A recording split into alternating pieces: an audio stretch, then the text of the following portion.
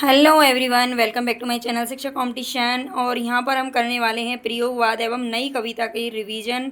फटाफट से रिवीजन करेंगे, वो भी वन लाइनर में।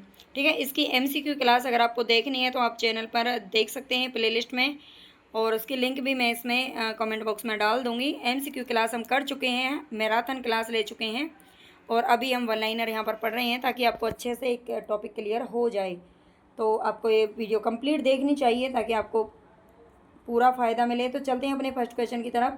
प्रयोगवाद की समय सीमा क्या मानी जाती है? तो प्रयोगवाद की सबसे पहले बात हो रही है 1943 से 1953, यानी कि 10 साल का इसका जो समय है वो 10 साल तक चला था, 1943 से 1953। आप जानते हैं 1943 में अज्ञे जी की जो तार सप्तक नामक जो पत्रिका थी, उसी से ही इसकी शुरुआत मानी जाती है। सेकंड क्वेश्चन है हमारे यहाँ पर, 1943 में अज्ञे के नेतृत्व में हिंदी कविता के क्षेत्र में एक नए आंदोलन का प्रवर्तन हुआ, जिसे अब तक विभिन्न संज्ञाएं प्रयोगवाद, प्रपद्यवाद, नई कविताएं आदि प्रदान की गईं। यह कथन किसका है? 1943 में अज्ञे के नेतृत्व में हिंदी कविता के क्षेत्र में एक नए आंदोलन का प्रवर्तन हुआ था। तो यहाँ पर हमारा ये जो कथन है किससे पूछा गया है? डॉक्टर गणपति चंद्र गुप्त जी का ये कथन है। प्रयोगवाद नाम सर्वप्रथम किसने प्रयोग किया था? तो ये नंद दुलारे वाजपेयी जी ने किया था।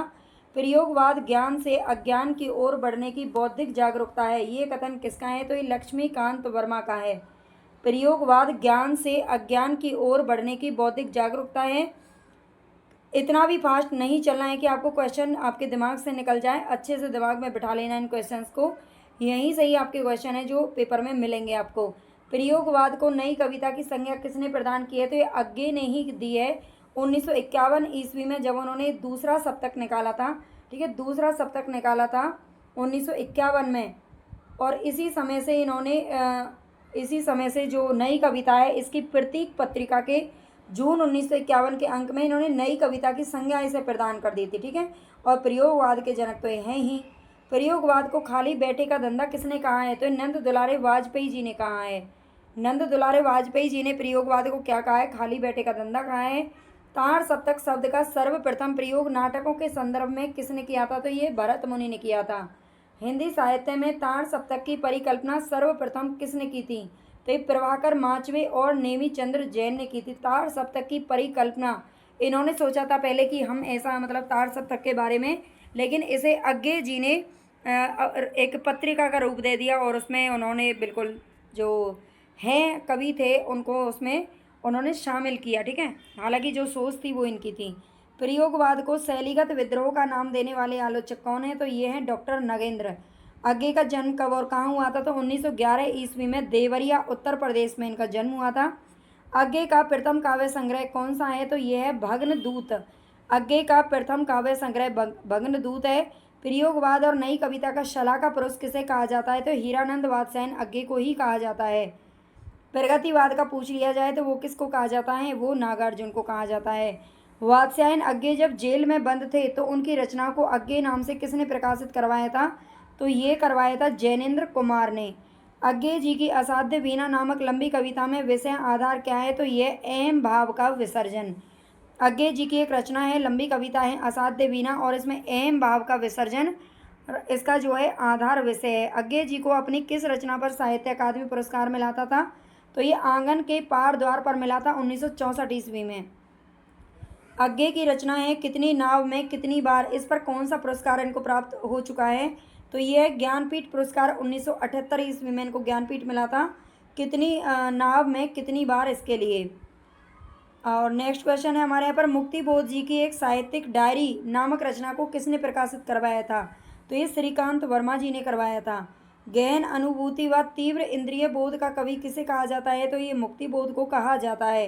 गहन अनुभूति व तीव्र इंद्रिय बोध का कवि मुक्तिबोध को कहते हैं।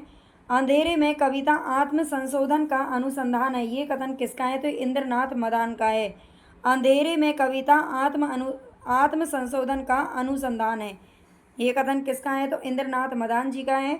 मुक्तिबोध के काव्य संकलन चांद का मुंह टेढ़ा है, इसमें कितनी कविताएं संकलित हैं? तो 28 कविताएं इसके अंदर शामिल हैं। ठीक है, 28 कविताएं शामिल हैं, जिसमें ब्रह्म राक्षस एवं अंधेरे में ये फैंटेसी का पुट है। आप जानते हैं जो मुक्तिबोध है उनको फैंटेसी का कवि कहा जाता है।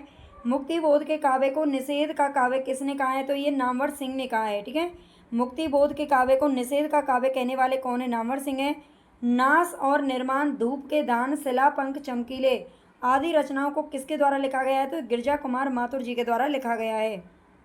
गिरजा कुमार माथुर को अपनी किस रचना के लिए 1991 ईस्वी में साहित्य अकादमी मिला था? तो मैं वक्त के हूँ सामने।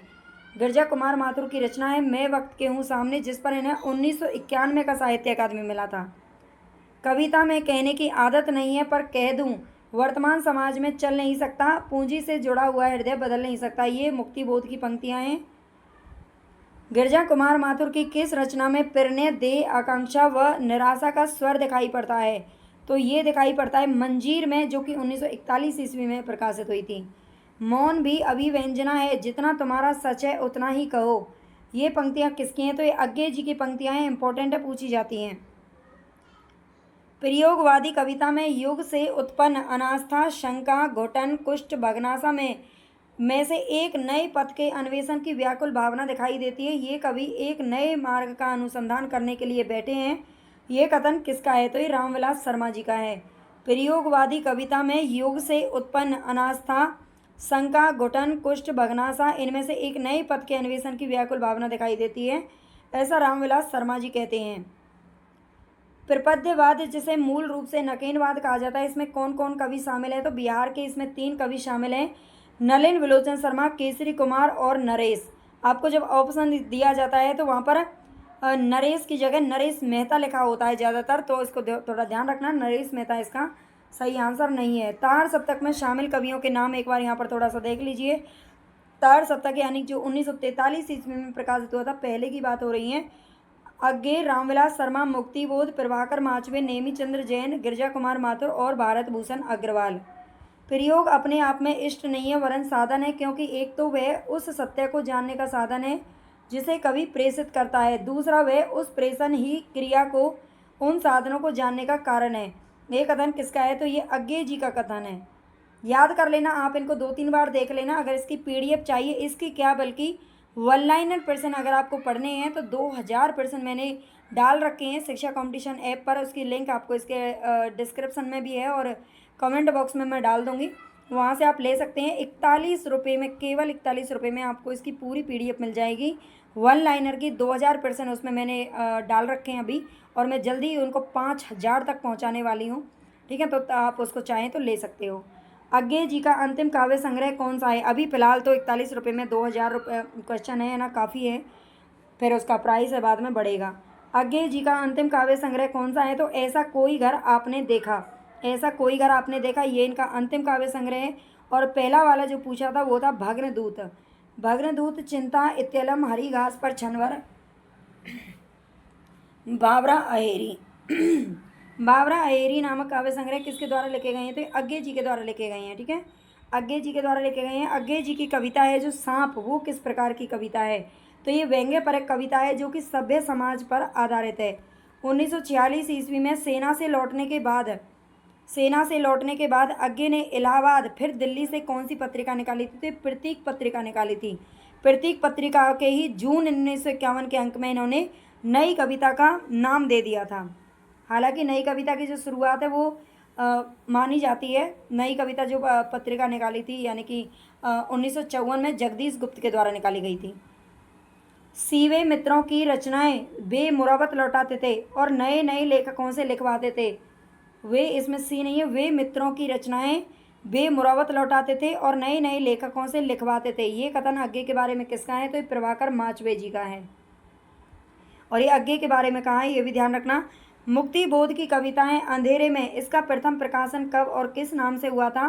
तो एक कल्पना पत्रिका में हुआ था 1964 ईस्वी में। आशंका के दीप अंधेरे में, इस नाम से हुआ था। मुक्ति बोध हिंदी संसार की एक घटना बन गए। मुक्ति बोध हिंदी संसार की एक घटना बन गई जिनकी ओर से आंखें मूंद लेना असंभव था। यह कथन किसका है? तो ये शमशेर बहादुर सिंह का है। मुक्ति बोध लोक जीवन का जासूस है, ये किसने कहा था? तो रमेश कुंतल मेघ ने कहा है। मुक्ति बोध को लोक जीवन का जासूस बताया है रमेश कुंतल मेघ जी ने। रामविलास शर्मा ने आधुनिक कविता का सैलाबी कवि, ये भी मुक्ति बोध को कहा है। ठीक है, किस किस ने क्या कहा है तो इनको जरूर याद रखना है, बहुत क्वेश्चन है यहाँ से पूछे जाते हैं। कल्पांतर नामक एक प्रतीकात्मक काव्य रचना किसकी है? तो ये गिरजा कुमार माथुर जी की है। कल्पांतर नामक एक प्रतीकात्मक जो काव्य रचना है वो गिरजा कुमार माथुर की है। स्वप्नभंग, तेल की पकौड़ियाँ, खरगोश के सींग, विश्वकर्मा नामक काव्य रचनाएं किसकी हैं? तो तेल की पकौड़ियाँ कौन पका रहा है भाई? प्रभाकर माचवे। ठीक है, तेल की पकौड़ियाँ पका पका करके क्या कर रहे हैं? नाच रहे हैं माचवे नाचवे। तार सप्तक के किस कवि को 1960 में साहित्य अकादमी दिल्ली में उप सचिव बनाया गया था? तो ये बनाया गया था भारत भूषण अग्रवाल को। भारत भूषण अग्रवाल को 1960 में बनाया गया था और ये तार सप्तक के कवि थे, यानी कि फर्स्ट वाले के कवि थे और साहित्य अकादमी दिल्ली में बनाए गए थे। इनको उप सचिव ध्यान रखना है। भारत भूषण अग्रवाल को किस रचना के लिए मृत्यु उपरांत साहित्य अकादमी मिला था? तो उतना वह सूरज है, इसके लिए मिला था 1978 ईस्वी में। भारत भूषण अग्रवाल की रचना अग्निलीक किस पर आधारित है? अग्निलीक का विषय क्या है? तो ये पौराणिक कथा पर आधारित है। इसमें रूढ़ियों व थोती नैतिकता पर कुठाराघात किया गया है। ठीक है, जो अग्निलीक है वो एक पौराणिक कथा पर आधारित है, ध्यान रखना। तार सप्तक के किस कवि को प्रेम और सौंदर्य का कवि कहा जाता है? तो ये शमशेर बहादुर सिंह को कहा जाता है। काल तुमसे होड़ है मेरी नामक काव्य रचना किसकी है? तो शमशेर बहादुर सिंह की है, जो कि 1987 में प्रकाशित हुई थी। शमशेर के गद्य को हिंदी का जातीय गद्य कहने वाले आलोचक कौन है? तो ये है रामचंद्र तिवारी।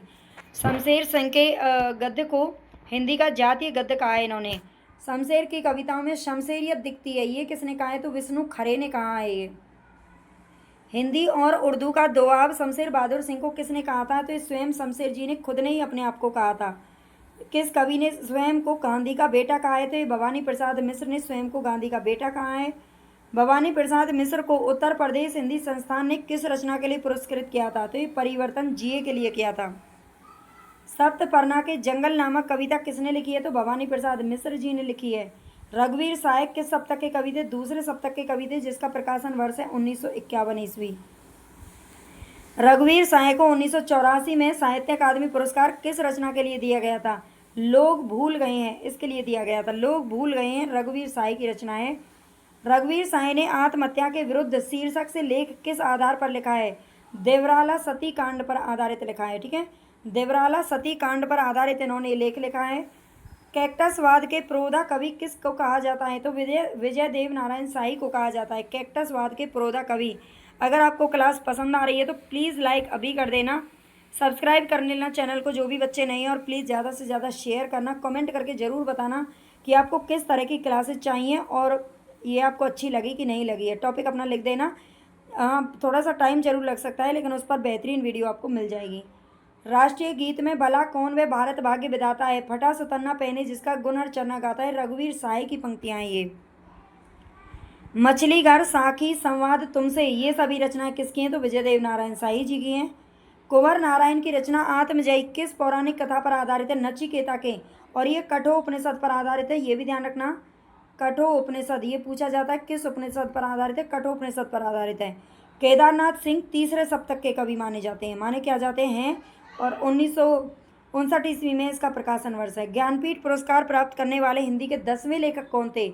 10वें लेखक की बात हो रही है तो ये थे केदारनाथ सिंह, जिनको 2013 में 49वां ज्ञानपीठ पुरस्कार मिला है। ठीक है, 2013 में मिला था इनको, 10वें लेखक हैं ये ज्ञानपीठ पुरस्कार पाने वाले। पागल कुत्तों का मसीहा नामक उपन्यास किसके द्वारा लिखा गया है? तो ये सर्वेश्वर दयाल सक्सेना जी के द्वारा लिखा गया है। पागल कुत्तों का मसीहा और सोया हुआ जल सड़क इन्हीं के उपन्यास हैं। बकरी लड़ाई अब गरीबी हटाओ, ये कृतियाँ किसके द्वारा लिखी गई हैं? तो ये तीनों के तीनों नाटक हैं सर्वेश्वर दयाल सक्सेना जी के। सर्वेश्वर दयाल सक्सेना को खूंटियों पर टंगे लोग के लिए कौन सा पुरस्कार मिला था? तो ये साहित्य अकादमी पुरस्कार मिला था 1983 ईस्वी में। बोलने दो चीड़ को, संशय की एक रात, महाप्रस्थान, प्रार्थना पुरुष आदि रचनाएं किसके द्वारा लिखी गई हैं? नरेश मेहता जी के द्वारा लिखी गई हैं। नरेश मेहता ने किस पत्र का संपादन कार्य किया था? तो चौथा संसार, इंदौर से ये पत्रिका निकलती थी। चौथा संसार इंदौर से। नेक्स्ट यहाँ पर भवानी प्रसाद मिश्र ने अपनी किस रचना में फिल्मी दुनिया में बीते समय को याद कर गीतों की विडंबना को मार्मिकता के साथ डाला है? तो गीत फरोश 1953 ईस्वी। भवानी प्रसाद मिश्र ने अपनी कौन सी रचना है? गीत फरोश में फिल्मी दुनिया में जो उन्होंने समय बिताया था उसको गीतों की विडंबना को मार्मिकता के साथ में डाला है। भवानी प्रसाद मिश्र को कविता का गांधी किसने कहा है? तो उदय प्रकाश सिंह ने कहा है। ठीक है, उदय प्रकाश ने कहा है भवानी प्रसाद मिश्र को कविता का गांधी। चुका भी नहीं हूँ मैं, ये काव्य रचना किसकी है? तो ये शमशेर बहादुर सिंह के। कुछ कविताएं, कुछ और कविताएं, काल तुमसे होड़ है मेरी, चुका भी नहीं हूँ मैं, ये सभी इन्हीं की कविताएं हैं। जी हाँ हुजूर मैं गीत बेचता हूँ, ये कम पंक्तियाँ किसकी हैं? तो भवानी प्रसाद मिश्र जी की हैं। सरस्वती के बाद सबसे अधिक चर्चित धर्मयुग पत्रिका का संपादन किसने किया था? तो ये धर्मवीर भारती ने किया था, मुंबई से। धर्मयुग पत्रिका किसकी है? धर्मवीर भारती के। धर्मवीर भारती किस सप्तक के सशक्त हस्ताक्षर माने जाते हैं? तो ये दूसरे सप्तक में शामिल थे। धर्मवीर भारती के गीतों में उदात्त यौवन की लालसा व प्यार की पीर है, ये कथन किसका है? विशंबर नाथ मदान का है। हालांकि ये जो पीर है ना वो किस में दिखाई देती है? रीति मुक्त कवियों में दिखाई देती थी, रीति काल के में, है ना। और यहाँ पर ये धर्मवीर भारती में दिखाई देती है, ऐसा विशंबर नाथ मदान जी कहते हैं। डूबते, एक मिनट, ये मेहता नहीं है भाई, ये डूबते मस्तूल है ना। मैं यहाँ पे लिख देती हूँ इसको, सॉरी, डूबते मस्तूल। ठीक है, थोड़ा सा मिसप्रिंट हो गया है, माफ़ करना। डूबते मस्तूल, यह पथ बंधु था, समय देवता और नदी नदी यशस्वी है, ये सभी काव्य रचना किसके द्वारा लिखी गई? तो ये भी नरेश मेहता जी की काव्य रचना है सारी। नरेश मेहता को अपनी किस रचना के लिए ज्ञानपीठ मिला था? संपूर्ण साहित्य पर मिला था 1952 ईस्वी, 92 ईस्वी में मिला था। ठीक है, 92 में संपूर्ण रचना क्रम के लिए, क्योंकि 1982-83 के बाद में ये संपूर्ण रचना क्रम के लिए दिया जाने लगा था, उससे पहले किसी स्पेशल रचना के लिए दिया जाता था। दिनमान और पराग नामक पत्रिकाओं का संपादन कार्य किसने किया था? तो ये सर्वेश्वर दयाल सक्सेना जी ने किया था। केदारनाथ सिंह के किस काव्य संग्रह में भूखे आदमी से लेकर रोटी नमक दूध खरीदने के लिए जाने वाले बच्चे का चित्र है? तो ये जमीन पक रही है, 1980 ईस्वी में आया था। केदारनाथ सिंह का की रचना है जमीन पक रही है, और इसमें भूखे आदमी से लेकर के रोटी नमक दूध खरीदने जाने वाले बच्चे का चित्र इसमें दिखाया गया है। कुंवर नारायण को ज्ञानपीठ पुरस्कार कब प्राप्त हुआ था? तो ये 2005 ईस्वी में हुआ था। तो अच्छा, अभी और क्वेश्चन है, मुझे लगा खत्म हो गए हैं। केदारनाथ सिंह छायावादोत्तर के सबसे अधिक सचेत कवि हैं, ये कथन किसका है?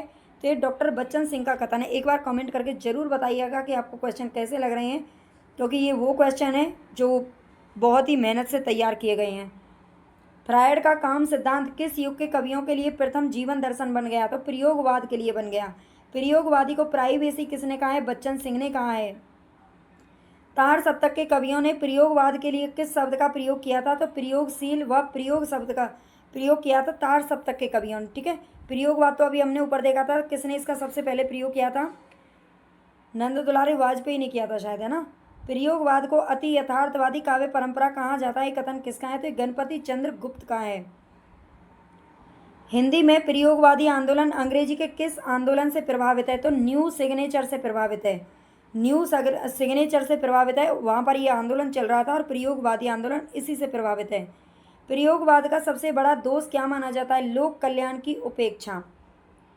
इन्होंने लोक कल्याण की तरफ ध्यान नहीं दिया था बस। एक ही प्रकार की भाव चेतना के तार में पिरोई 7 कवियों की रचनाओं को सप्तक किसने कहा है? तो अज्ञे जी ने कहा है।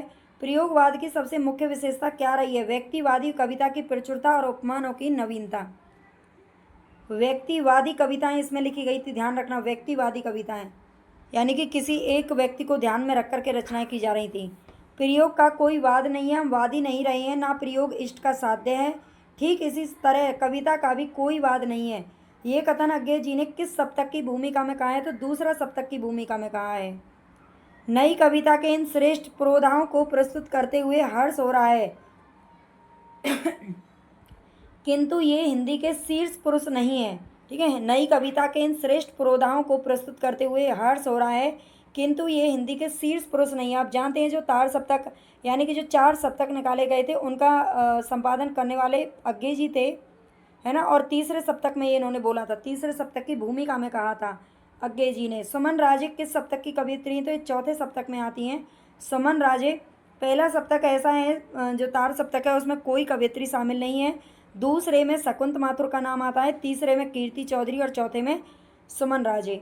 दूसरे सप्तक में ये 7 कवियों के नाम आप देख लीजिए: शमशेर बहादुर सिंह, भवानी प्रसाद मिश्र, शकुंत माथुर, हरि नारायण व्यास, नरेश मेहता, धर्मवीर भारती और रघुवीर साय।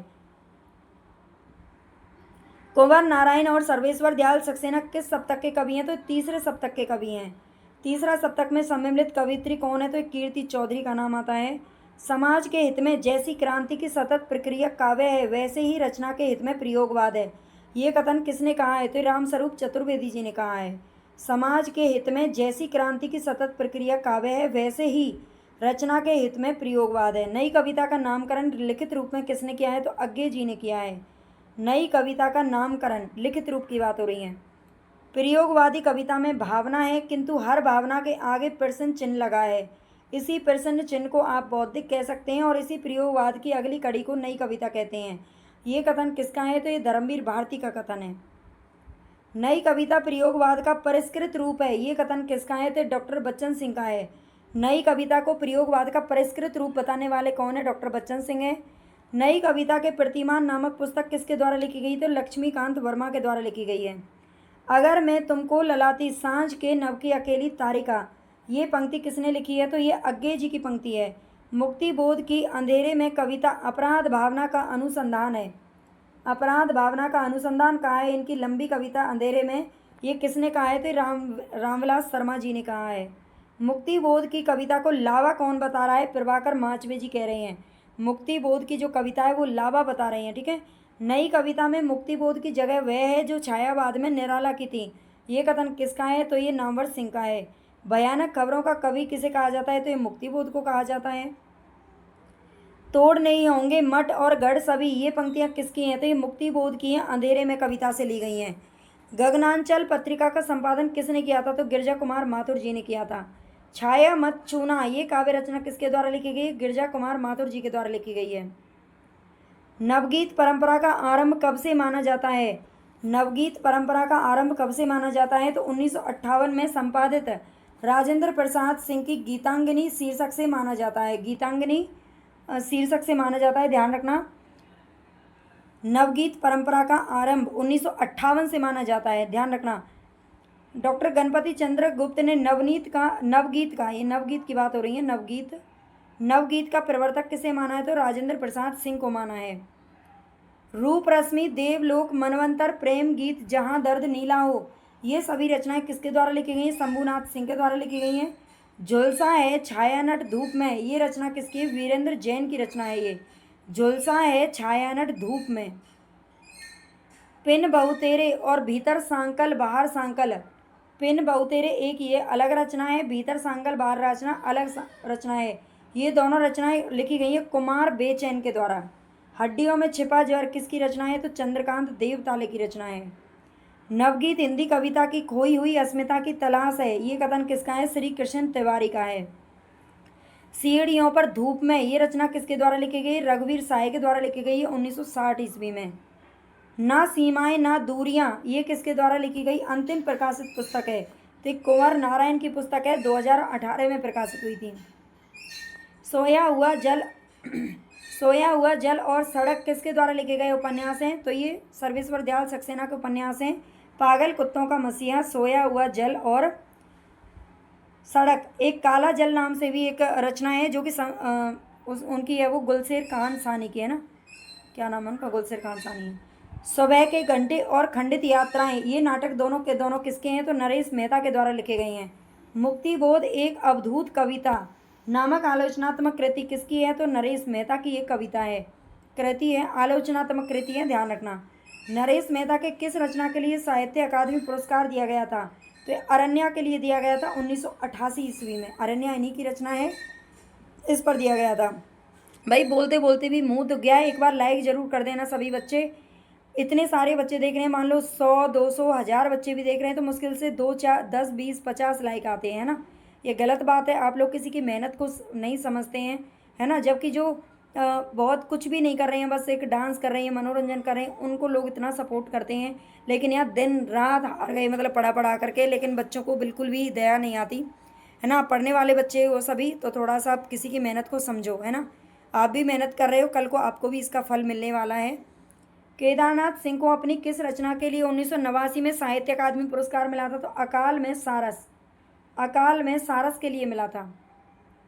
नालंदा और बख्तियार नामक कविता किसके द्वारा लिखी गई है? तो कुंवर नारायण के द्वारा लिखी गई है, नालंदा और बख्तियार। आप जानते हैं जो नालंदा विश्वविद्यालय था उसको ध्वस्त करने का जो काम था ना वो बख्तियार खिलजी ने किया था, ठीक है, इसलिए कविता लिखी गई है। कुंवर नारायण को उनकी रचना कोई दूसरा नहीं, इस पर कौन सा सम्मान मिल चुका है, कौन से सम्मान मिल चुके हैं, यानी 2 सम्मान मिले हैं इन पर, साहित्य अकादमी भी और व्यास सम्मान भी 1995 में मिले हैं, दोनों के दोनों, ठीक है, कोई दूसरा नहीं, इस पर साहित्य अकादमी और व्यास सम्मान दोनों मिले हैं 1995 में, इनका ईयर एक ही है। अनामिका की किस कविता में परेशान स्त्री की मनोदशा चित्रित हुई है? गलत पते की चिट्ठी, ठीक है, अनामिका की कविता है ये, गलत पते की चिट्ठी, इस पर परेशान स्त्री की मनोदशा व्यक्त की गई है। एक और आकाश में खोज, ये कविता किसकी है? तो ये प्रभा खेतान की कविता है, एक और आकाश में खोज। 7 भाइयों के बीच चंपा कविता किसकी है? 7 भाइयों के बीच चंपा, ये कविता किसकी है? तो ये है कात्यायनी की। लकीरें कविता किसकी है? तो मैत्रेयी पुष्पा की कविताएं रचनाएं। मैं शब्द हूँ और अनंत संभावनाओं के बाद भी, ये दोनों कविताएं किसकी हैं? मैं शब्द हूँ एक ये कविता है, अनंत संभावनाओं के बाद भी ये दूसरी कविता है, और ये दोनों की दोनों हैं जया जादवानी की। कविता जिनका हक, ये कविता किसकी है? कविता जिनका हक, ये नाम से ही कविता है, ये गीता श्री ने लिखी है। कविता जिनका हक, वो अपना हक ले रही हैं। मरजानी नामक कविता किसकी है? तो वर्तिका नंदा की है मरजानी कविता। प्यार लौटना चाहेगा, ये नीरजा माधव के पास, ठीक है, प्यार लौटना चाहेगा कहाँ पर? नीरजा माधव जी के पास। लौटा है विजेता नामक कविता किसकी है? अर्चना वर्मा की कविता है ये। राख अंधेरे की बारिश में, राख अंधेरे की बारिश में, ये कविता किसकी है? तो कात्यायनी के द्वारा लिखी गई है। सबूत क्यों चाहिए, बुनती आवाज़, ये दोनों कविताएं किसकी हैं? तो सुनीता जैन के द्वारा लिखी गई हैं। कविता में औरत, मरने की फुर्सत, ये दोनों कविताएं किसकी हैं? तो अनामिका की हैं ये दोनों की दोनों। आपको एक बार में याद नहीं होंगे, आपको 3-4 बार इनको याद करना पड़ेगा, सुनना पड़ेगा। आप बार बार वीडियो को सुन सकते हैं, PDF अगर आप चाहते हैं, है ना, इतने अच्छे अच्छे क्वेश्चन हैं, पूरे साहित्य के इसी तरह से क्वेश्चन लिए गए हैं, है ना, सभी टॉपिक से 2000% तैयार हैं अभी, और मैं जल्दी ही उसमें और ऐड कर दूँगी। अगर आप चाहें तो 41 रुपये बस आपको पेमेंट करना पड़ेगा। देखो इतना छोटा सा अमाउंट है बस, है ना, और बहुत कुछ मैं आपको प्रोवाइड करा ही रही हूँ। वैसे भी यूट्यूब पर हमारी क्लास भी चलती है लाइव 11 बजे, उससे भी आप जुड़ सकते हैं। प्रभा खेतान की किस रचना में स्वतंत्र मुक्त अल्लड़ स्त्री का वास्तविक दर्शन मिलता है? तो कृष्ण धर्मा में। प्रभा खेतान की कौन सी रचना है जिसमें स्वतंत्र मुक्त और अल्लड़ स्त्री का वास्तविक दर्शन मिलता है? कृष्ण धर्मा है, ध्यान रखना। आओ खुली बयार, ये कविता किसकी है? राजेंद्र प्रसाद सिंह की है, आओ खुली बयार। शामियाने कांच के, ये कविता किसकी है? तो कुंवर बेचैन की रचना है, शामियाने कांच के। सोन मछली मनवसी, सोन मछली मनवसी रविंद्र भिरमर की रचना है, ठीक है, मछली भिरमर, दोनों इसमें एक जीव है, ध्यान रखना। रघुवीर साये जी ने अपनी कौन सी रचना अपने पिता को समर्पित करके लिखी है? हमारी हिंदी लिखी है। रघुवीर साये ने हमारी हिंदी जो रचना लिखी है वो अपने पिता को समर्पित करके लिखी थी। सर्वेश्वर दयाल सक्सेना के क्या कह के पुकारूं, इस नामक काव्य संग्रह में किस प्रकार की कविताएं संकलित हैं? तो प्रेम कविताएं प्रेम कविताएं इसके अंदर संकलित हैं, ध्यान रखना। क्या कह के पुकारूं, सर्वेश्वर दयाल सक्सेना का है ये, ध्यान रखना। हर एक छाती में आत्मा अधीरा है, ये पंक्ति किसकी है? तो ये मुक्ति बोध की है। हर एक छाती में आत्मा अधीरा है, ये पंक्ति है मुक्ति बोध की। सांप तुम सभ्य तो हुए नहीं, नगर में बसना भी तुम्हें आया नहीं, तब कैसे सीखा डसना विष कहाँ पाया। सांप तुम सभ्य तो हुए नहीं, नगर में बसना भी तुम्हें आया नहीं, तब कैसे सीखा डसना विष कहाँ पाई, ये पंक्तियां हैं वात्स्यायन अज्ञे जी की। इनकी जो सांप कविता है वो एक व्यंग्य परक कविता है। प्रयोगवाद की निर्झरनी कल कल छलछल करती हुई फ्रायडवाद से उपचेतन की रूह कुछ ग्रंथियों को मुक्त करती हुई दमित कुष्ठित आकांक्षा को मुक्त करती है, ये कथन किसका है? तो सुमित्रा नंदन पंत का है ये, ठीक है। प्रयोगवाद के बारे में जो एक कथन है वो सुमित्रा नंदन पंत जी का है। तो यहाँ पर हमारे क्वेश्चन कंप्लीट हो गए, कम से भी कम यहाँ पर 150-200 क्वेश्चन हम पढ़ चुके हैं प्रयोगवाद को। इसकी अगर आप चाहें तो MCQ क्लास भी देख लेना, लाइव में मिल जाएगी। जब आप लाइव सेक्शन में देखोगे तो कल ही प्रयोगवाद की क्लास ली थी, बहुत अच्छी है। नई कविता के भी करवा दिए हैं, है ना, 100 क्वेश्चन अलग से उसके भी करवा दिए हैं, प्रयोगवाद के भी करवा दिए हैं 100 प्रश्न, और बहुत ही कम समय में बहुत ही अच्छे प्रश्न हैं। अगर आप चाहें तो देख सकते हैं, ठीक है। और अगर इनकी PDF आपको चाहिए तो आपको कमेंट बॉक्स में लिंक मिल जाएगी ऐप की। आप एप्लीकेशन को डाउनलोड करके 41 रुपये में 2000 प्रश्न आप फटाफट से ले सकते हो। ठीक है, ओके, धन्यवाद। चैनल को सब्सक्राइब भाई ज़रूर कर लेना जो भी बच्चे नए हैं, चीज़ें याद हो जाएं। तो चलेंगे हम अपने फर्स्ट क्वेश्चन की तरफ। प्रगतिशील लेखक संघ की स्थापना भारत में कब और कहाँ हुई थी? प्रगतिशील लेखक संघ की स्थापना, ये भारत में बोल रहा है, इस चीज़ पर थोड़ा सा फोकस करिएगा। ये 1936 ईस्वी में लखनऊ में हुई थी, और इससे पहले 1935 में लंदन में हो चुकी थी, और ये 1935 में ही सबसे पहले विश्व की अगर बात करें तो ये फ्रांस की राजधानी पेरिस में हुई थी। सर्वप्रथम प्रगतिशील लेखक संघ की स्थापना कहाँ पर हुई थी? तो ये पेरिस में हुई थी। अच्छा, एक क्वेश्चन आ गया है, पेरिस में 1935 ईस्वी में हुई थी। ठीक है, मेरा ध्यान इसकी तरफ नहीं था, चलो कोई नहीं। प्रगतिवाद का सैद्धांतिक आधार क्या है? तो ये मार्क्सवाद इसका सैद्धांतिक आधार है। सुमित्रानंदन पंत के द्वारा लिखी गई युगवाणी रचना को खड़ी बोली का प्रथम प्रगतिवादी काव्य किसने माना है? तो ये डॉक्टर बच्चन सिंह ने माना है। नागा अर्जुन संस्कृति और मैथिली में किस उपनाम से कविताएं लिखते थे? तो ये लिखते थे यात्री उपनाम से।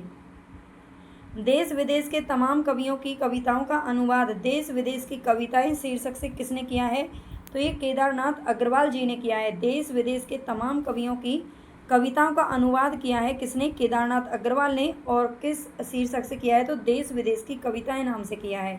केदारनाथ अग्रवाल अपनी काव्य यात्रा के आरंभिक दौर में किस उपनाम से रचनाएं करते थे? तो ये बालेंदु उपनाम से करते थे। डॉक्टर बच्चन सिंह ने किस प्रगतिवादी कवि की कविताओं को नुक्कड़ कविता की संज्ञा दी है? तो ये नागा अर्जुन को दी है।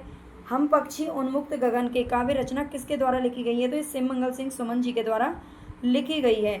अवध का किसान कवि किसे कहा जाता है? तो ये त्रिलोचन साहब को कहा जाता है। पिघलते पत्थर और राह के दीपक, ये दोनों मुक्तक काव्य हैं, और ये किसके द्वारा लिखे गए हैं? तो रांगे राघव जी के द्वारा लिखे गए हैं। हिंदी में सोनेट लिखने के लिए कौन प्रसिद्ध है? तो ये त्रिलोचन शास्त्री प्रसिद्ध हैं। कई दिनों तक चूल्हा रोया चक्की रही उदास, कई दिनों तक कानी कुतियाँ सोई उसके पास, ये पंक्तियाँ किसके द्वारा लिखी गई हैं? तो ये नागार्जुन जी के द्वारा लिखी गई हैं। नागार्जुन, त्रिलोचन शास्त्री, सिमंगल सिंह सुमन, रांगे राघव और केदारनाथ अग्रवाल, ये सभी प्रगतिवादी कवि हैं, इनका नाम याद रखना। प्रगतिवाद का शलाका पुरुष किसे कहा जाता है? तो ये नागार्जुन को कहा जाता है। युग की गंगा नींद के बादल जमुन जल तुम बोले बोल अबोल, हे मेरी तुम मार प्यार की थापें, ये सभी रचनाएं किसके द्वारा लिखी गई हैं? तो केदारनाथ अग्रवाल जी के द्वारा लिखी गई हैं। नेक्स्ट क्वेश्चन है यहाँ पर, भस्मांकुर नामक खंड काव्य किसके द्वारा लिखे थे? तो नागार्जुन ने लिखा है भस्मांकुर। नागार्जुन की खड़ी बोली में सर्वप्रथम प्रकाशित रचना कौन सी है? तो यह राम के प्रति, ये 1935 ईस्वी में इनकी सबसे पहली रचना प्रकाशित हुई थी, ये ध्यान रखना है। 1911 में हालांकि नागार्जुन जी का जन्म हुआ था, ये ध्यान रखना। हिल्लोल, जीवन के गान, योग का मूल, प्रलय सर्जन, मिट्टी की बारात, हम पक्षी उन्मुक्त गगन के, ये सारी की सारी रचनाएं किसकी हैं? तो ये हैं सिमंगल सिंह सुमन की। माझी ना बजाओ बंसी मेरा प्रण टूटता, यह पंक्ति किसके द्वारा लिखी गई है? तो केदारनाथ अग्रवाल जी के द्वारा लिखी गई है। रांगे राघव का मूल नाम क्या था? तो ये त्र्यंबक वीर राघवाचार्य था। समय सूर्य तथा अधेरे का कवि किसे कहा जाता है? तो रामधारी सिंह दिनकर जी को कहा जाता है। अगर आप चैनल पर न्यू हैं तो आप MCQ क्लासेस भी देख सकते हैं, प्लेलिस्ट में देख सकते हैं। एक से एक बेहतरीन क्लास MCQ फॉर्म में भी और वन लाइनर में भी आपको मिल जाएगी। जन जन में जो ऊर्जा भर दे मैं उद्गाता हूँ उस रवि का, ये पंक्तियाँ किसकी हैं? तो ये नागा अर्जुन की पंक्तियाँ हैं, ध्यान रखना। जन जन में जो ऊर्जा भर दे मैं उद्गाता हूँ उस रवि का, हमारे साहित्य का नारा कला के लिए नहीं बल्कि संसार बदलने के लिए, ये मुंशी प्रेमचंद जी का कहना है। और ये इन्होंने कब कहा था? 1936 ईस्वी में, जब लखनऊ में प्रगतिशील लेखक संघ की स्थापना हुई थी और उसकी जो पहली मीटिंग हुई थी उसमें ये अध्यक्ष बने थे, और तब इन्होंने ये नारा दिया था। प्रगतिवाद शब्द का सर्वप्रथम प्रयोग किसने किया था? तो ये मुक्ति बोध जी ने किया था। नागा अर्जुन का जन्म कब और कहाँ हुआ था? तो ये 1911 ईस्वी में दरभंगा के तरौनी गाँव में हुआ था। नागा अर्जुन ने किस पत्रिका का संपादन कार्य भी किया था? तो ये दीपक पत्रिका का किया था। प्रगतिवाद के किस कवि को बाबा उपनाम से भी जाना जाता है? तो नागार्जुन को ही जाना जाता है। नागार्जुन का मूल नाम क्या था? तो ये वैद्यनाथ मिश्र था, इनका मूल नाम जरूर याद रखना, यहाँ से भी क्वेश्चन पूछा जाता है। त्रिलोचन का वासुदेव सिंह था और नागार्जुन का वैद्यनाथ मिश्र था। नागार्जुन ने ओ जनमन के सजग चितेरे किसे आधार बनाकर कविता लिखी थी? तो ये केदारनाथ अग्रवाल को इन्होंने आधार बना करके ये कविता लिखी थी। नागार्जुन अपनी किस कविता के कारण हिंदी के राजनीतिक कवि कहलाए? तो 5 पुत्र भारत माता के, ये कविता इन्होंने लिखी थी 5 पुत्र भारत माता के, और इसके कारण ही ये हिंदी के राजनीतिक कवि कहलाए थे। और नोट यहाँ पर ये जरूरी है कि 5 पुत्र, भारत माता के 5 पुत्र इन्होंने किसको बुलाया है? तो प्रथम पुत्र की संज्ञा इन्होंने महात्मा गांधी को दी है, दूसरा पुत्र नेहरू जी को, और तीसरा पुत्र माना है अली जिन्ना और बाल गंगाधर तिलक को, चौथा पुत्र माना है सुभाष चंद्र बोस जी को, और पांचवा पुत्र माना है चंद्रशेखर आज़ाद जी को। ठीक है, तो ये ध्यान रखना है, चौथा पांचवा, ये 5 पुत्र किस किस को मानते हैं। नागार्जुन को हिंदी सेवा के लिए भारत भारती सम्मान किसने प्रदान किया था? तो उत्तर प्रदेश सरकार ने किया था 1987 ईस्वी में। नागार्जुन को हिंदी सेवा के लिए भारत भारती सम्मान दिया था किसने? उत्तर प्रदेश सरकार ने। केदारनाथ अग्रवाल को अपनी किस रचना के लिए साहित्य अकादमी पुरस्कार मिला है? तो ये अपूर्वा के लिए मिला था 1986 ईस्वी में। केदारनाथ अग्रवाल को अपनी किस रचना के लिए सोवियत लैंड नेहरू पुरस्कार मिल चुका है? तो ये फूल नहीं रंग बोलते हैं, इसके लिए मिला है। बस्ती खिले गुलाबों की केदारनाथ अग्रवाल की रचना किस प्रकार की विधा है? तो ये यात्रा वृत्तांत है, ये ध्यान रखना है। बस्ती खिले गुलाबों की, ये केदारनाथ अग्रवाल की यात्रा वृत्तांत है। मित्र संवाद नामक पत्र का आदान प्रदान किसके बीच में होता था? तो केदारनाथ अग्रवाल और रामविलास शर्मा दोनों के बीच में होता था। विभ्रांत वासना का कवि किसे कहा जाता है? तो सिमंगल सिंह सुमन को कहा जाता है। ये भी इंपॉर्टेंट है, जरूर याद रखना। वैसे तो सारी क्वेश्चन ही इंपॉर्टेंट है। आपको क्वेश्चन कैसे लगे हैं एक बार कमेंट में ज़रूर बताना, और किस टॉपिक पर आप क्लास चाहिए वो भी बताइएगा। और इसके अलावा अगर आपको इनकी पीडीएफ चाहिए, इसकी ही पीडीएफ नहीं बल्कि हिंदी साहित्य के 2000 प्रश्न हैं, उसकी पीडीएफ मैं डाल चुकी हूँ एप्लीकेशन में, लेकिन आपको एक छोटा सा अमाउंट वहाँ पर पे करना पड़ेगा, केवल और केवल 41 रुपये। ठीक है, 41 रुपये में वैसे तो कुछ भी नहीं आता है ना, लेकिन फिर भी मेरे लिए काफ़ी है और थोड़ा सा ज़रूरत है होती है, इसलिए लेना पड़ता है। ठीक है, तो आप ये वहाँ से पीडीएफ लेना चाहें तो ले सकते हैं। 2000 प्रश्न उसमें मैंने करवा दिए और बहुत जल्दी मैं उसमें और भी प्रश्न हैं जो ऐड कर दूंगी बाद में। सिमंगल सिंह सुमन को अपने किस काव्य संग्रह के लिए साहित्य अकादमी पुरस्कार मिला था? तो मिट्टी की बारात के लिए मिला था 1974 ईस्वी में। महादेवी की काव्य साधना नामक समीक्षा ग्रंथ किसने लिखा है? तो सिमंगल सिंह सुमन ने लिखा है। त्रिलोचन शास्त्री का मूल नाम क्या था? तो ये वासुदेव सिंह इनका मूल नाम था। नागार्जुन का मूल नाम वैद्यनाथ मिश्र था और त्रिलोचन शास्त्री का मूल नाम वासुदेव सिंह था, दोनों का याद रखना। त्रिलोचन का प्रथम काव्य संग्रह कौन सा है? ये है धरती, 1945 ईस्वी में। त्रिलोचन को खड़ी बोली और अवधि का सेतु किस आलोचक ने कहा है? तो ये बच्चन सिंह ने कहा है। त्रिलोचन को खड़ी बोली और अवधि का सेतु कहा जाता है, बच्चन सिंह के द्वारा कहा गया है। बच्चन सिंह के वन लाइनर जो उनकी पूरी बुक है उसकी 2 क्लासेस में ले चुकी हूँ, उनके द्वारा जो भी कथन कहे गए हैं आप देख सकते हो प्लेलिस्ट में जाकर के।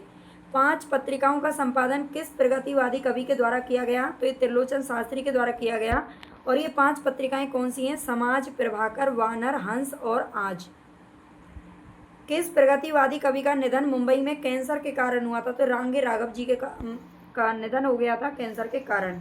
रांगे राघव जी को वास्तविक ख्याति अपनी किस रचना से मिली है? तो घरौंदा उपन्यास से मिली है। नेक्स्ट क्वेश्चन यहाँ पर, राघव की किस रचना में प्रकृति की छवि का चित्रण मिलता है? तो राह के दीपक में मिलता है। और अभी हमने ऊपर देखा था जो राह के दीपक है ये एक मुक्तक काव्य है। किंवदंती पुरुष के नाम से किसे जाना जाता है? तो ये भी त्रिलोचन को जाना जाता है। अवध का किसान कवि, अवधि का सेतु, है ना, और किंवदंती पुरुष, ये सभी इन्हीं को कहते हैं। तूफानों की ओर घुमा दो नाविक निज पतवार, ये पंक्तियाँ किसकी हैं? तो ये सिमंगल सिंह सुमन की हैं। धूप चमकती है चांदी की साड़ी पहने, मायके में आई बेटी की तरह मगन है, ये पंक्तियाँ लिखी गई हैं केदारनाथ अग्रवाल जी के द्वारा। नागार्जुन का प्रथम मैथिली काव्य संग्रह कौन सा है? तो यह है चित्रा, 1949 ईस्वी में इन्होंने ये प्रकाशित हुआ था और इनका ये मैथिली में लिखा गया है। ठीक है, मैथिली भाषा में लिखा गया है, ध्यान रखना है। नागार्जुन की जीवनी तुम चिर सारथी, नागार्जुन जी की जीवनी है ये भी पूछा जा सकता है। और इस शीर्षक से किसने प्रकाशित करवाई थी? तो ये करवाई थी ताराचंद वियोगी ने। ठीक है, ताराचंद वियोगी जी ने करवाई थी, ध्यान रखना। नागार्जुन की जन्म शताब्दी पर जन कवि हूँ मैं, इस नाम से पुस्तक किसने तैयार की थी? तो ये की थी राम कुमार कृषक ने। नागार्जुन की जन्म शताब्दी पर यानी कि जो जन्मदिन पड़ता है उस पर जन कवि हूँ मैं, इस नाम से जो पुस्तक है वो तैयार करवाई गई थी। युगधारा, सतरंगे पंखों वाली, प्यासी पथराई आंखें, तालाब की मछलियाँ, तुमने कहा था, ये सभी रचनाएं किसके द्वारा लिखी गई हैं? तो ये नागार्जुन जी के द्वारा लिखी गई हैं। विद्यापति की संस्कृत की 13 कहानियों को 1964 ईस्वी में प्रकाशित किसने करवाया था? तो विद्यापति की संस्कृत में 13 कहानियाँ प्रकाशित हुई थी 1964 में, ये नागार्जुन जी ने करवाई थी। भारत की तरफ से इंग्लैंड में भारतीय प्रगतिशील लेखक संघ की स्थापना किसके सहयोग से हुई थी? भारत की तरफ से बोल रहा है ये, तो ये मुल्कराज आनंद और सज्जाद जहीर के सहयोग से हुई थी। प्रगतिवाद शब्द का प्रयोग करते हुए प्रगतिवादी एक दृष्टि आगामी कल नामक लेख किसने लिखा था? तो ये मुक्तिबोध जी ने लिखा था, प्रगतिवादी एक दृष्टि आगामी कल। जिस तरह कल्पना प्रणय अंतर्दृष्टि छायावाद की विशेषताएं और अंतर्मुखी बौद्धिक दृष्टि प्रयोगवाद की, इसी तरह सामाजिक यथार्थ दृष्टि प्रगतिवाद की विशेषताएं। ये कथन किसका है? तो ये नामवर सिंह का कथन है। गणपति चंद्रगुप्त ने प्रथम प्रगतिवादी काव्य किसे माना है? तो ये माना है भाई करुण सतसई को। ठीक है, गणपति चंद्रगुप्त के द्वारा प्रथम प्रगतिवादी काव्य किसे माना गया है? करुण सतसई को माना है। नागार्जुन की हिंदी की पहली रचना राम के प्रति किस पत्रिका में छपी थी? तो विश्व बंधु लाहौर में छपी थी। राम के प्रति जो इनकी रचना थी पहली वाली, वो विश्व बंधु लाहौर पत्रिका में छपी थी। नागार्जुन की भूमिजान नामक जो रचना है वो किस पर आधारित है? तो सीता माता पर आधारित है। नागार्जुन को साहित्य अकादमी पुरस्कार किस रचना के लिए मिला है? तो मैथिली काव्य संग्रह के लिए मिला है। ये पत्रहीन नग्न गाछ, ठीक है, पत्रहीन नग्न गाछ इनका मैथिली काव्य संग्रह इसके लिए मिला है। नागार्जुन ने चित्रा और पत्रहीन नग्न गाछ को किस संग्रह में संकलित किया है? तो ये किया है पका हुआ यह कटहल। पका हुआ यह कटहल। मैं मिलिट्री का बूढ़ा घोड़ा इस नाम से रचना का अनुवाद किस भाषा से किया गया है? मैं मिलिट्री का बूढ़ा घोड़ा नामक रचना का अनुवाद किस भाषा से किया गया है? तो बांग्ला से हिंदी में किया है, और ये किया है नागार्जुन ने। ठीक है, ये नागार्जुन की रचना है मैं मिलिट्री का बूढ़ा घोड़ा। आगे चलते हैं। पारव और नवतुरिया नामक जो मैथिली उपन्यास हैं किसके द्वारा लिखी गई हैं? तो नागार्जुन जी ने लिखे हैं। केदारनाथ अग्रवाल की काव्य रचना की शुरुआत किससे मानी जाती है? तो युग की गंगा से मानी जाती है, जो कि 1947 में आई थी। केदारनाथ अग्रवाल की रचना अपूर्वा की पृष्ठभूमि क्या है? अपूर्वा इनकी रचना है, ये ध्यान रखना है। एक पूर्वा नाम से रचना है जो कि अज्ञे जी की है। ठीक है, वो हम प्रयोगवाद में पढ़ते हैं। और अपूर्वा की जो पृष्ठभूमि है वो है कृष्ण काव्य पर आधारित है। केदारनाथ अग्रवाल का मेरे साक्षात्कार नामक इंटरव्यू किसने लिया था? तो ये लिया था भाई नरेंद्र पुंडरीक के द्वारा। शिव मंगल सिंह सुमन की हिल्लोल प्रथम काव्य संग्रह किस पर आधारित है? तो ये है प्रणय अनुभूति पर आधारित। किस प्रगतिवादी कवि को पद्मश्री और पद्म भूषण भी प्राप्त किया जा चुका है? तो ये शिव मंगल सिंह सुमन को दिया जा चुका है। पद्मश्री, पद्म भूषण, व्यास सम्मान और साहित्य अकादमी सम्मान, सारे सम्मान इनको मिले हैं। त्रिलोचन शास्त्री का जन्म कब और कहाँ हुआ था? तो ये हुआ था 1919 में सुल्तानपुर उत्तर प्रदेश के अंदर। हिंदी में सोनेट का प्रवर्तन कब हुआ था? सोनेट के जो प्रवर्तक हैं वो माना जाता है त्रिलोचन को, और त्रिलोचन की जो रचना है दिगंत भी बोलते हैं इसको, दिगांत रचना है। दिगांत रचना 1957 ईस्वी में इससे सोनेट का प्रवर्तन हुआ था। जड़ता है जीवन की पीड़ा, निस्तरंग पाषाणी क्रीड़ा, ये पंक्तियाँ किसके द्वारा लिखी गई हैं? तो त्रिलोचन शास्त्री जी के द्वारा लिखी गई हैं। त्रिलोचन शास्त्री की नेवला नामक रचना किस प्रकार की है? तो ये एक लंबी कविता है। रांगे राघव ने किसके उत्तर में सीधा साधा रास्ता लिखा था? रांगे राघव की रचना का नाम है सीधा साधा रास्ता। और भगवती चरण वर्मा का एक उपन्यास है टेढ़े मेढ़े रास्ते इस नाम से। ठीक है, और इसके उत्तर में ही सीधा साधा रास्ता लिखा गया था। नागार्जुन ने अपनी किस कविता के संदर्भ में लिखा है कि यह तो नागार्जुन साहित्य का मैनिफेस्टो है? तो ये प्रतिहिंसा ही स्थायी भाव है, इसके बारे में लिखा है। मुगुनिया का यौवन, ये प्रसिद्ध कविता किसने लिखी है? तो शिव मंगल सिंह सुमन जी के द्वारा लिखी गई है गुनिया का यौवन। अजय खंडर, मेधावी और पांचाली, ये 3 आख्यानात्मक काव्य किसने लिखे हैं? तो रांगे राघव जी के द्वारा लिखे गए हैं। घुन खाए सैतीतों पर 12 खड़ी विधाता बाँचे, ये पंक्तियाँ किसकी हैं? तो ये नागार्जुन की पंक्तियाँ हैं। हटो व्योम के मेघ, पथ से स्वर्ग लूटने हम आते हैं, ये पंक्तियाँ किसकी हैं? तो ये रामधारी सिंह दिनकर की पंक्तियाँ हैं। राजनीति के क्षेत्र में जो समाजवाद या साम्यवाद है, साहित्य के क्षेत्र में वही स्थान कौन से युग को प्राप्त है? तो ये प्रगतिवाद को प्राप्त है। तो यहाँ पर हमारे क्वेश्चन कंप्लीट हुए, है ना। उम्मीद है कि आपको ये पसंद आएंगे और आपके लिए हेल्पफुल भी काफ़ी ये क्लासेस रहने वाली हैं। MCQ क्लासेस से आपको जुड़ना है तो वो क्लास हमारी होती है। वैसे तो MCQ की और भी बहुत सारी क्लासेस होती हैं, लेकिन इस समय एक 5 बजे या 5:30 6 बजे के बीच में मैं क्लास डालती हूँ। तो ये भी बहुत इंपॉर्टेंट टॉपिक होती हैं। और इसके अलावा हमारी 11 बजे लाइव क्लास चल रही है, तो उससे भी आप जुड़ सकते हैं। टेलीग्राम चैनल आप ज्वाइन कर सकते हैं, कमेंट डिस्क्रिप्शन में आपको लिंक मिल जाएगी। और इसके अलावा अगर आपको इनकी PDF चाहिए तो प्लीज़ एक छोटा सा अमाउंट पे करके आप 2000 प्रश्नों की PDF ले सकते हैं। इससे थोड़ी सी मेरी भी हेल्प हो जाएगी और आपका भी काम चल जाएगा, ठीक है। बहुत ज़्यादा अमाउंट नहीं है, केवल 41 रुपये में आपको ये PDF मिल जाएगी। और यही नहीं बल्कि जितनी भी PDF ऑनलाइनर की होंगी वो सब आपको मिल जाएंगी। धन्यवाद।